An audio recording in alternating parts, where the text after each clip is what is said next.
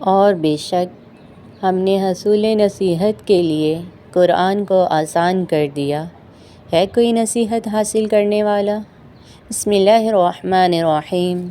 السلام علیکم ورحمۃ اللہ وبرکاتہ۔ اس چینل پر تجوید کا سلسلہ شروع کیا جا رہا ہے جو کہ بہت ہی آسان اور سادہ الفاظ میں سکھائی جائے گی۔ آئیے تجوید کے ساتھ قرآن سیکھیے۔ ہمارا آج کا ٹاپک ہے علم التجوید کی اہمیت۔ اللہ تعالیٰ قرآن مجید میں ارشاد فرماتے ہیں وَرَتَّلْنَاهُ تَرْتِيلًا، ہم نے قرآن کریم کو ترتیل کے ساتھ اپنے رسول صلی اللہ علیہ وسلم کو پڑھ کر سنایا۔ دوسری جگہ ارشاد ہے وَرَتِّلِ الْقُرْآنَ تَرْتِيلًا، قرآن مجید کو خوب ٹھہر ٹھہر کر اطمینان کے ساتھ پڑھو۔ اور تیسری جگہ قرآن میں ارشاد ہوتا ہے وَقُرْآنًا فَرَقْنَاهُ لِتَقْرَأَهُ عَلَى النَّاسِ عَلَى مُكْثٍ، قرآن کریم کو ہم نے صاف اور واضح انداز میں ترتیل کے ساتھ اتارا تاکہ آپ اسے لوگوں کے سامنے ترتیل کے ساتھ پڑھ کر سنائیں۔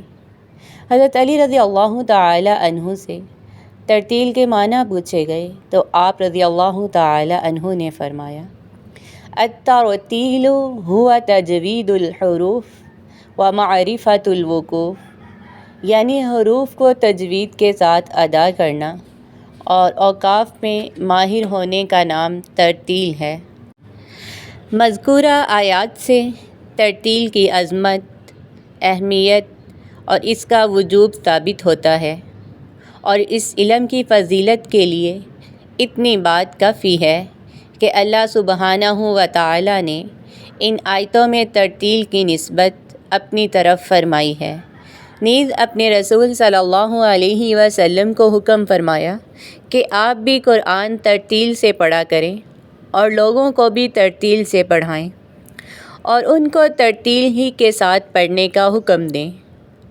آیات وَقُرْآنًا فَرَقْنَاهُ اور وَرَتَّلْنَاهُ تَرْتِيلًا میں ترتیل کی نسبت اپنی طرف فرمائی ہے کہ ہم نے ترتیل کے ساتھ پڑھا اور سنایا ہے، جبکہ وَرَتِّلِ الْقُرْآنَ تَرْتِيلًا اس میں نبی کریم صلی اللہ علیہ وسلم کو ترتیل کے ساتھ پڑھنے کا اور لِتَقْرَأَهُ عَلَى النَّاسِ عَلَى مُكْثٍ میں ترتیل کے ساتھ پڑھانے کا حکم دیا گیا ہے۔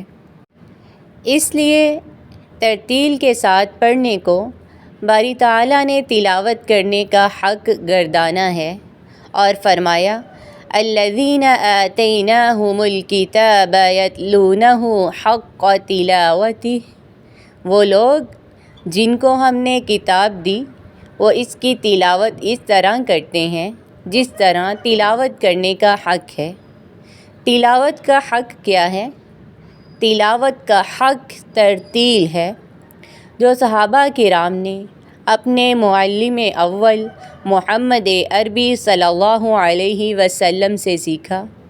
چنانچہ ابن عباس رضی اللہ تعالی عنہ فرماتے ہیں لَأَنْ أَقْرَأَ سُورَةً وَأُرَتِّلُهَا أَحَبُّ إِلَيَّ مِنْ أَنْ أَقْرَأَ الْقُرْآنَ كُلَّهُ، میں ایک سورت کو ترتیل کے ساتھ پڑھنے کو پورے قرآن کو بغیر ترتیل کے پڑھنے سے زیادہ محبوب رکھتا ہوں۔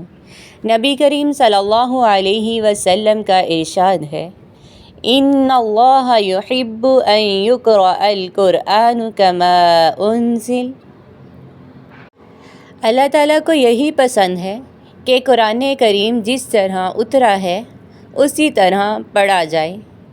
قرآن کریم خالص عربی زبان میں اترا ہے، اسی لیے اس کا لب و لہجہ بھی خالص عربوں کی طرح ہونا چاہیے، اور فن تجوید عربوں کے لب و لہجہ کو محفوظ کرنے کا نام ہے۔